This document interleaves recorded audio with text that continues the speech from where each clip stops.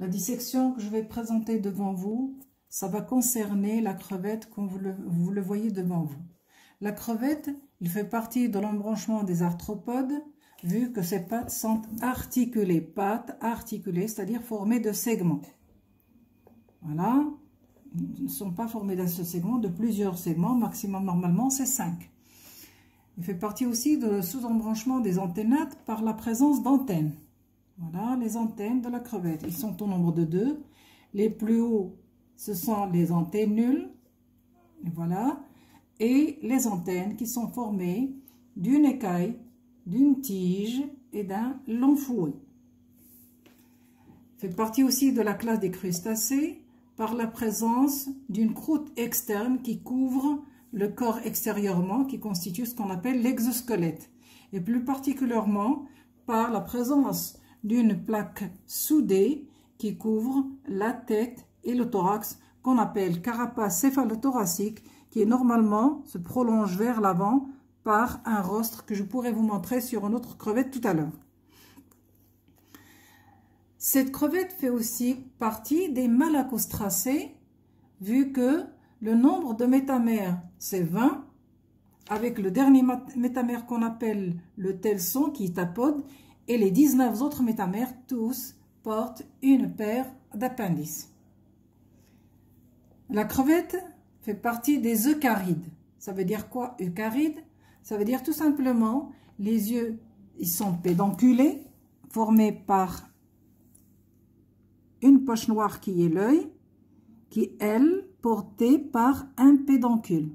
Un pédoncule, c'est la tige qui relie cette poche noire qui est l'œil à la tête. Et aussi par la présence de cette carapace qui est céphalothoracique, constituée par une seule pièce, d'où l'appellation d'eucaride. Je récapitule, eucaride, c'est la présence d'un œil pédonculé, ou des yeux pédonculés parce qu'ils sont au nombre de 2, et d'une carapace céphalothoracique. Là aussi, c'est un décapode. Décapode, ça veut dire quoi? Ça veut dire présence des 5 paires de pattes thoraciques postérieures. Donc, quand je dis 5 paires, ça veut dire 10 pattes. D'où son adhérence au décapode. C'est-à-dire 10 pattes, et ces pattes sont ambulatoires. On va passer maintenant au détail de cette crevette de point de vue morphologie. La crevette, elle est formée de 3 parties, d'une tête, d'un thorax et d'un abdomen. La tête et le thorax, ils sont soudés. Donc, ils forment une seule entité qu'on appelle le céphalothorax. Et un abdomen qui est formé de 6 métamères, on peut les compter, 1, 2, 3, 4, 5 et 6. Chaque métamère ou chaque segment de la crevette est muni d'une paire d'appendices qui pourra être abdominal, thoracique ou céphalique. On va essayer d'entamer maintenant l'étude de l'abdomen. Il est formé de 6 segments et là, chaque segment porte une paire d'appendices. Les 5 segments antérieurs sont de même forme. Ils vont servir pour la natation et aussi ils peuvent jouer un rôle au moment de la reproduction de la crevette. Le dernier métamère s'est transformé en uropode formé de 2 éléments, d'une exopodite et d'une endopodite. 2 éléments, je vais essayer de vous les montrer, ils sont là, voilà, 2 pièces, ici, l'exo et l'endo. Si tu me perds un élément de la paire, le deuxième élément de la paire. Pour ce qui est thorax, là, je vous ai dit qu'il porte 8 paires de pattes thoraciques. 1, 2, là elle est cassée, la deuxième aussi elle est cassée, 3, la 4e et la 5e. Regardez, on va les compter une deuxième fois. 1, 2, 3, 4 et 5. Ces pattes augmentent de longueur en allant du thorax vers l'abdomen, ce qui est visible pour les 3 premières paires. La terminaison de ces pattes se fait soit par des pinces ou griffes. Là, les 3 premières pattes se terminent par des pinces. On va essayer de vous les montrer. Voilà. Une pince. Voilà. Deuxième pince. Et la troisième pince. Pour les autres, se termine par des griffes. Nous avons déjà ici le côté gauche de l'animal. C'est-à-dire, on voit quand même la présence de cette griffe. Les appendices qui vont faire l'objet de notre dissection sont 3 appendices thoraciques et 3 appendices céphaliques. Pour les appendices thoraciques sont la PMX3, la PMX2, la PMX1. Pour les appendices céphaliques, nous avons les maxilles, les maxillules et les mandibules. L'ensemble, ça va nous faire 6 paires d'appendices masticateurs. Alors, je vais entamer tout de suite la dissection. Si je remets l'animal dans une position normale, la tête vers l'avant, la queue vers l'arrière, sa gauche, c'est ma gauche, et sa droite, c'est ma droite. Mais pour pouvoir disséquer, je suis obligée d'inverser l'animal dos vers le bas.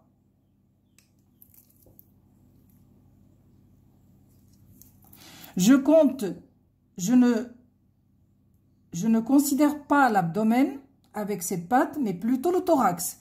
Je compte une paire, deuxième paire, même s'ils sont cassés, la base, il est toujours là.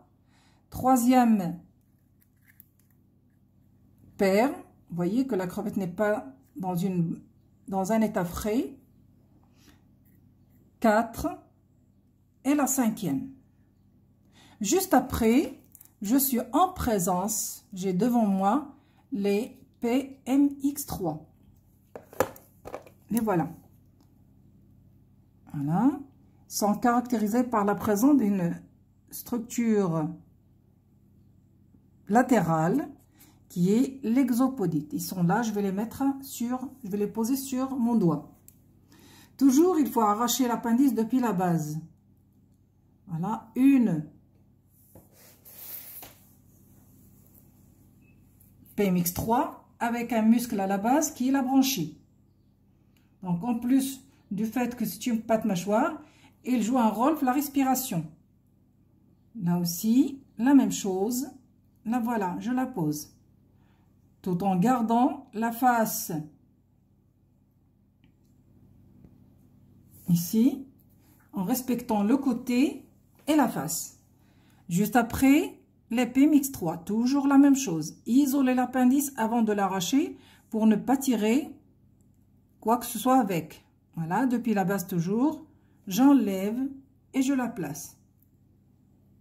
Regardez là, l'appendice présente une courbure.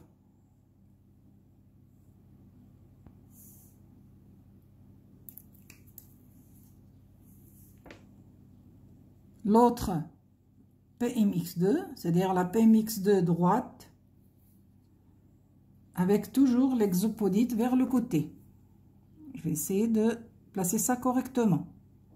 Voilà. L'exopodite. Nous avons l'exopodite, l'antopodite et la protopodite. L'exopodite, l'endopodite et la protopodite, sans oublier qu'il y a présence aussi de branchies à ce niveau-là. Ensuite, on va passer à PMX1. La PMX1, elle est caractérisée par la présence d'une structure particulière qu'on appelle fouet. Je vais essayer de l'arracher. La voilà. Je la pose sur mon doigt.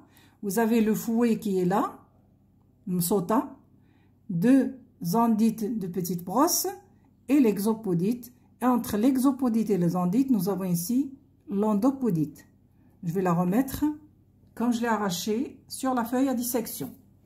Le deuxième PMX3, et voilà. Là aussi, toujours le fouet, l'exopodite, les deux endites et vers le bas, il y a une structure supplémentaire qu'on appelle l'épipodite. Toujours le fouet qui est entre les deux endites et l'exopodite, le fouet, le voilà, le fin filament, il longe l'endopodite qui se trouve entre les deux endites et l'exopodite. Ça, c'est l'épipodite. Ici, on va passer directement à la MX2. Faut faire très attention pour ne pas les abîmer. La voilà.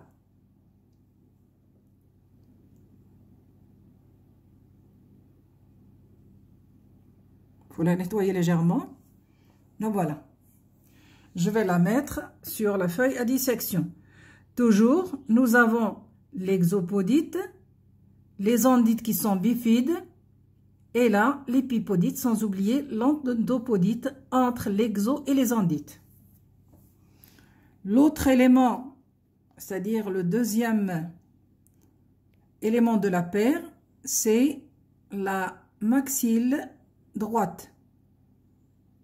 Voilà, la même chose. Voyez, ici ça se voit très bien, c'est plus visible. On voit les endites, l'endopodite et l'exopodite. Je vais la poser ici. Je récapitule. Ici, nous avons les deux endites bifides, l'endopodite et l'exopodite. Je passe à la structure la plus délicate de la dissection, c'est les deux maxillules. Là, je vais essayer de faire de mon mieux pour vous les montrer. Là, je vais les toucher. Ils sont là, une maxillule et la deuxième maxillule. Toujours, il faut entamer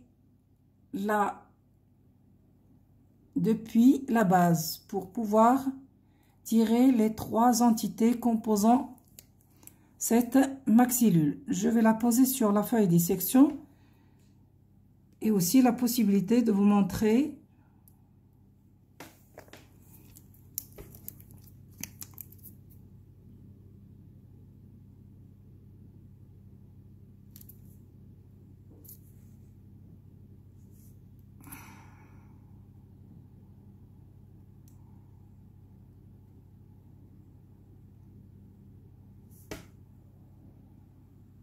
faut avoir de la patience pour le faire.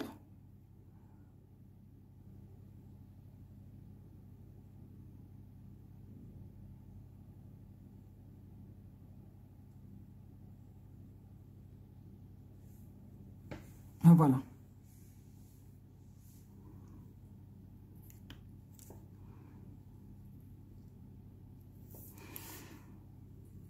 Nous avons les deux endites, l'endopodite et la protopodite. Je vais essayer d'arracher l'autre maxillule. La voilà.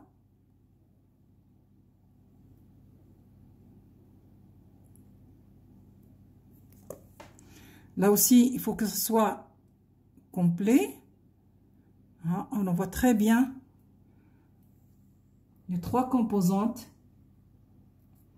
À chaque fois nettoyer.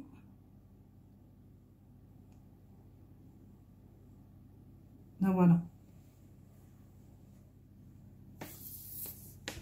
Ici, nous avons l'endopodite, les deux endites et la protopodite. Et en dernier, ce sont les mandibules. C'est la partie la plus simple à faire, vu qu'ils sont durs, ils sont grands. Et on arrive facilement à les arracher. On va utiliser les doigts. Voilà, il faut à chaque fois nettoyer.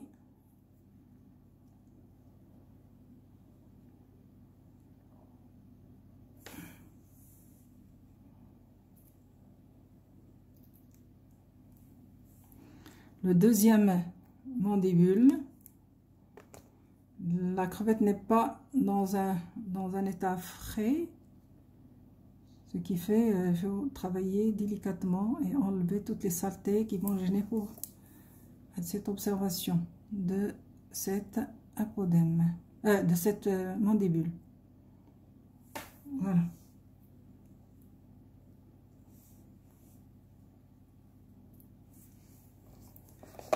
Je vais essayer de vous montrer un tout petit peu les composantes de la mandibule.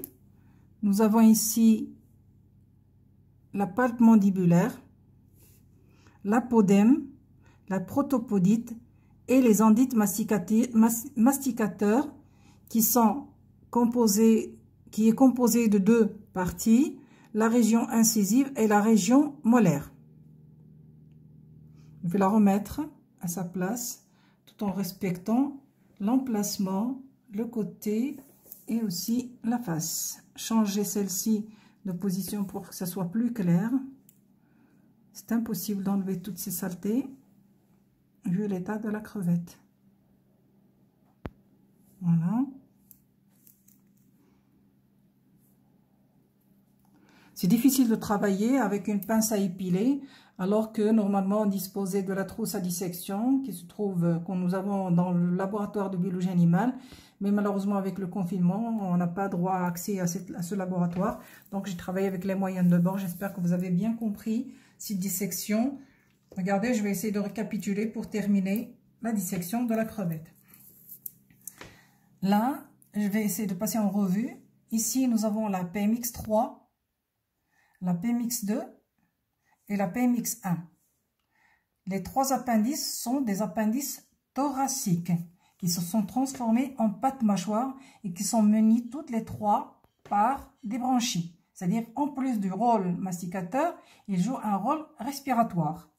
Et la maxille, la maxillule et les mandibules sont des pattes céphaliques, c'est-à-dire qui font partie de la tête normalement. Là, j'ai une dissection que j'avais faite au préalable, sur lesquelles on voit les choses beaucoup plus propres. Regardez les mandibules, ils sont là. Regardez les maxillules, on voit très très bien l'endo, les deux endites et la protopodite. Vous voyez que les maxilles aussi sont bien visibles. Les mandibules, les PMX1 avec le fouet, les deux endites. Et là, on voit une branchie, une deuxième branchie, une troisième branchie. C'est-à-dire que ce sont des pattes masticateurs. Et en plus de ça, une patte masticatrice, en plus du rôle respiratoire qu'il joue chez la crevette. Je vous remercie de votre attention et à la prochaine, Inch'Allah.